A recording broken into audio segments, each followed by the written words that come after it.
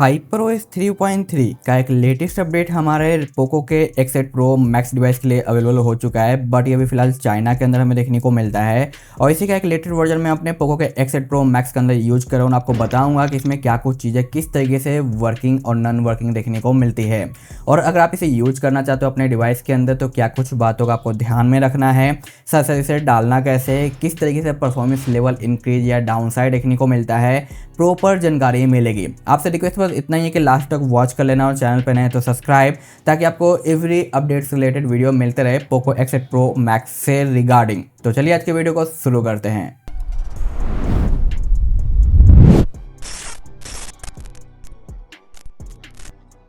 सबसे पहले चीज़ आप देखो, यहाँ पे हमारा जो अनलॉकिंग एनिमेशन है वो पहले से काफ़ी ज़्यादा आपको बेटर देखने को मिलता है, और ऐप ओपनिंग एंड क्लोजिंग का जो एनिमेशन है वो आपको रियल में यहाँ पे स्मूथ फील करवाता है, और ये चीज़ भाई मुझे रियल में काफ़ी ज़्यादा अच्छा लगा है। साथ साथ यहाँ पे आपको जो UI एक्सपीरियंस जो है ना पहले से काफ़ी ज़्यादा बेटर लगता है। जैसे आप फ़ोन के अंदर ऑफिशियल चाइना स्टॉक रोम डाल लेते हो, ऑफिशियल चाइना स्टॉक रोम डालने का एडवांटेज है कि एवरी टाइम आपको OT अपडेट वगैरह मिलता रहेगा, आपको कोई दिक्कत नहीं आती है। जो कि आप देखो लेटेस्ट वर्जन में यहाँ पे यूज़ कर रहा हूँ, जो कि हमारा है यहाँ पे 3.0.303, जिसमें आपको C06 आपको देखने को मिलता है। इसके बाद अगर हम बैक की ओर आते हैं तो यहाँ पे आप देखो डिवाइस का नेम चेंज हो चुका है, जो कि Redmi Turbo 5 Max आपको देखने को मिलता है, क्योंकि चाइना में इसी नाम से लॉन्च किया गया और इंडिया और ग्लोबल में पोको X8 Pro Max के नाम से देखने को मिलता है। नाम हल्का सा कटा हुआ सा फील होता है, जैसे कि Redmi Turbo 5 Max 5 Pro Max होता तो अच्छा लगता, बट डायरेक्ट 5 Max है तो ये तो मुझे अलग सा लगा है। आपका क्या कहना है इसके बारे में बताना जरूर, ठीक है। साथ साथ यहाँ पे आपको देखने को मिलता है रिपेयर मोड, जो कि आप यहाँ से यूज कर सकते हो। साथ साथ डिटेल के अंदर आपको यहाँ पे 3 मंथ का सिक्योरिटी पैच देखने को मिलता है,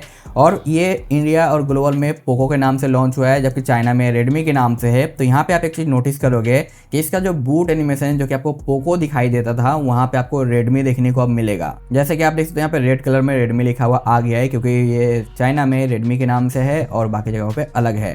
तो यहाँ पे पूरा का पूरा आपका बूट एनिमेशन चेंज हो जाता है, और यहाँ पे आप देखो बूटर अनलॉकिंग का साइन भी आपको यहाँ पे दिखाई दे रहा होगा, क्योंकि विदाउट बूटर अनलॉकिंग के ये सारी चीज़ें कर पाना पॉसिबल नहीं है। और आप बूटर अनलॉक करना चाहते हो, आपको नहीं पता है, तो आप मेरे से कांटेक्ट कर सकते हो टेलीग्राम पे।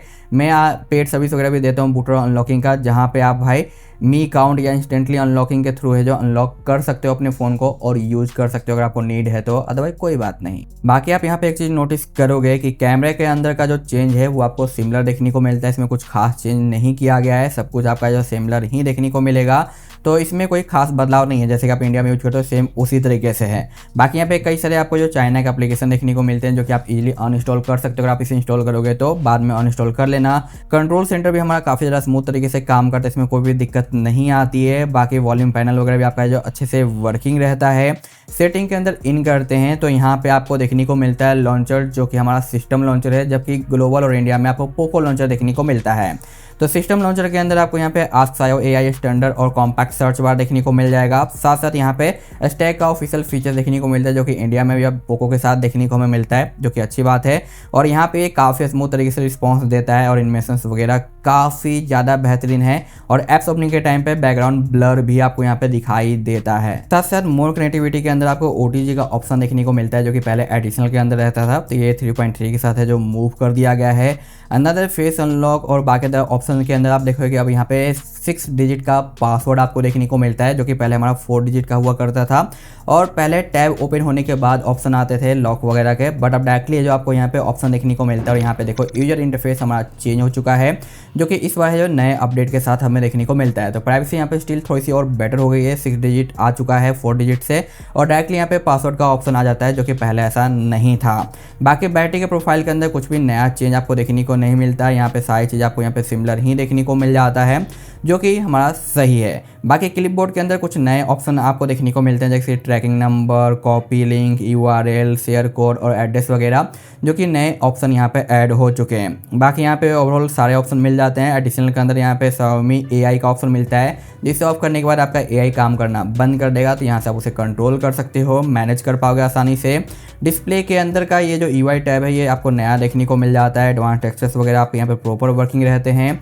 बाकी रिफ्रेश वगैरह ये सारी चीज़ आपकी सही रहती है। अगर आप इसे ऑन करते हो तो आपको यहाँ पे इसके हिसाब से आपको बेनिफिट्स मिल जाएगा, ताकि आपका जो आंखों पे कोई खास दिक्कत ना आए, और इसका UI भी काफ़ी ज़्यादा रिफ्रेशिंग से आपको देखने को मिलता है। पर्सनलाइज के अंदर इन करते हैं, वॉलपेपर सेशन पे आते हैं, तो यहाँ पे आप देखोगे कि यहाँ पे Xiaomi EView का एक नया वॉलपेपर सेशन ऐड किया गया है, जो कि ये पहले हमारा नहीं था।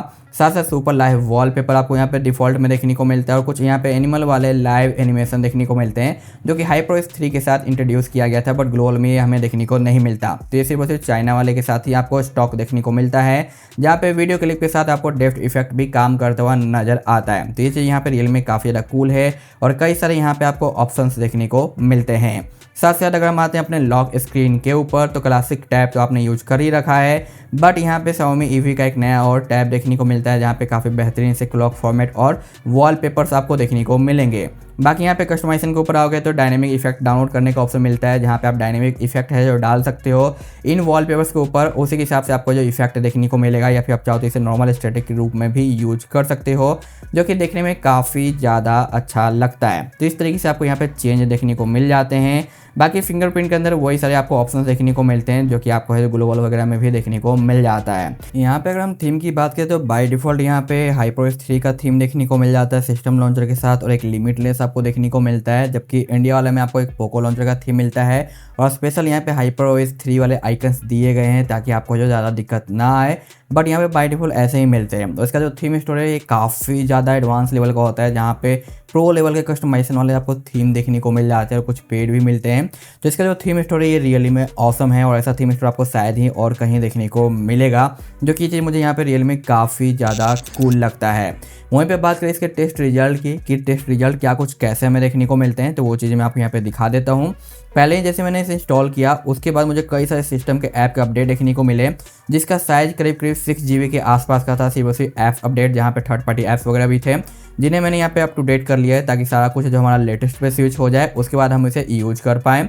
साथ ही साथ यहाँ पे आप देख सकते हो हमारा Geekbench, जो कि काफ़ी ज़्यादा अच्छा है, जहाँ पे आपको सिंगल और मल्टी कोर काफ़ी अच्छा देखने को मिल जाता है। साथ साथ यहाँ पे गेमिंग के अंदर एक डिसएडवांटेज है कि आपको बाय डिफ़ॉल्ट है जो 60 FPS ही मिलता है चाइना स्टॉक OS यूज करने के बाद, जबकि इंडिया में आपको यहाँ पे 120 अनलॉक देखने को मिल जाता है। तो ये थोड़ा सा डाउन साइड है, बट आप जब बूट लोड अनलॉक करोगे चाइना का डालोगे तो आप रूट करके मॉडल की हेल्प से भी ये जो एक्टिवेट कर सकते हो, तो ये कोई बड़ी बात नहीं है। इसके बाद का जो AnTuTu स्कोर है ये ओवरऑल काफ़ी अच्छा रहता है, जहाँ पे 5% का यहाँ पे बैटरी ड्रॉप है और 47.1 टेम्परेचर गया है, हीट गया है काफ़ी ज़्यादा, क्योंकि होगा भाई गर्मी का मौसम इतना ज़्यादा हाई पीक पे है और हमने इतना ज़्यादा भाई पॉल्यूशन फैला रखा है, जंगल वगैरह सब कुछ काट रखे हैं, तो भाई हीट तो होगा। एक कोई सा भी डिवाइस क्यों ना हो आज के टाइम पे हीट होगा। तो ये फ़ोन की कमी नहीं है, इन्वायरमेंट का ही प्रॉब्लम है और ये हमारे तरफ से क्रिएट किया हुआ इशू है, तो ये चीज़ यहाँ पे कंप्लेन करना बेकार है। बाकी यहाँ पे CPU टोटल की बात करें तो 6,14,000 मैक्स ओमिनो, यहाँ पे 4,99,000 85 का स्टेबिलिटी है, जो कि काफ़ी ज़्यादा अच्छा है। साथ साथ यहाँ पे बाकी बेसिक से चीज़ें मैंने चेक करी है और वो सारी चीज़ें यहाँ पे प्रॉपर तरीके से काम करता है, इसमें आपको कोई भी दिक्कत नहीं आती। और यहाँ पे आप देख सकते हो स्क्रीन ऑफ टाइम जाके 10 आवर्स में 5% का बैटरी ड्रॉप गया है, जो कि काफ़ी ज़्यादा अच्छा है। उसके बाद मैंने नाइट में चेक किया स्टैंड बाई, जहाँ पे आप देखो 25 के बाद मॉर्निंग में ये हमारा आ जाता है 23, जहाँ पे आप देखोगे कि फुल नाइट में सिर्फ और सिर्फ 2% का बैटरी ड्रॉप हुआ है और ये हमारा 8 आवर्स 23 का स्टैंड बाई टाइमिंग है।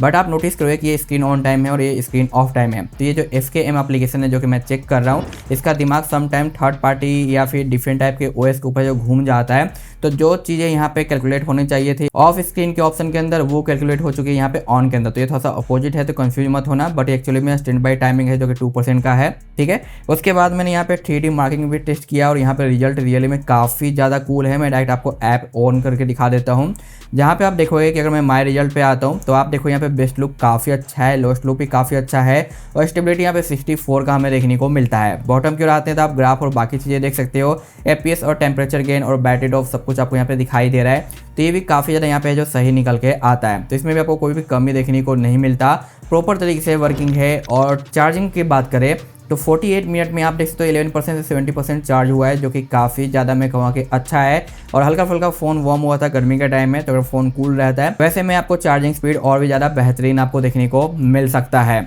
बाकी जो कुछ भी वॉलपेपर वगैरह मैं यहाँ पे यूज कर रहा हूँ ये सारे आपको मेरे टेलीग्राम के वॉलपेपर चैनल पे देखने को मिल जाएंगे, जहाँ से आप ये चीज़ें निकाल सकते हो। अब रही बात क्या ये OS रिकमेंडेड है आप सभी के लिए या फिर नहीं, तो भाई देख लो, अगर आप थोड़ा टेकी हो और चाइना का रोम यूज करना चाहते हो तभी आप डालना, अदरवाइज आप नॉर्मल यूजर्स हो तो मैं ये रिकमेंडेड नहीं करूँगा, क्योंकि चाइना के रोम में आपको ऑफिशियल OT अपडेट हर बार देखने को मिलता है। But Poco X8 Pro Max के साथ प्रॉब्लम क्या है कि जब आप फर्स्ट टाइम चाइना का रोम डालते हो तो आपका सिम काम नहीं करता, इसे आपको फिक्स करना पड़ता है। नॉर्मल तरीके से रूट करने की जरूरत नहीं है, बस एक फाइल फ्लैश करनी होती है CMD से, जो कि मैंने एक डेडिकेटेड वीडियो दे रखा है कल के डेट में ही कि आप कैसे HyperOS चाइना रोम अपने पोको X8 Pro Max के अंदर डाल सकते हो और बाकी चीज़ें फिक्स करोगे, तो वो देख लेना, आपको आसानी रहेगी इसे इंस्टॉल करके यूज करने में।